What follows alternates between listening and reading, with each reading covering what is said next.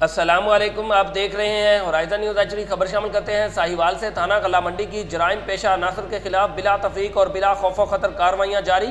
DPO Sadiq Bloch के अहकामात और SHO थाना गला मंडी जमान रशीद भट्टू की जेर निगरानी इंचार्ज चौकी बाईपास अफजाल खान, हेड मुहर्रर शहजाद जट और उनकी टीम ने कार्रवाई करते हुए बदनामे ज़माना इश्तिहारी डाकू खालिद उर्फ खालदी वल जफर कौम वट्टू सकना अजीज़ाबाद कॉलोनी 99 साहिवाल, जो कि कैटेगरी ए के एक मुकदमे में जबकि कैटेगरी बी के 2 मुकदमात में इश्तिहारी और 2017 से मतलूब था, को गिरफ्तार करके पाबंदे सलासिल कर दिया। Report Rauf Shahzad Jat, divisional bureau chief Sahiwal, Horizon News HD Pakistan. मजीद खबरों और अपडेट्स के लिए हमारे YouTube चैनल को सब्सक्राइब करें, बेल आइकॉन को प्रेस कर दें और हमारे Facebook पेज को लाइक कीजिए।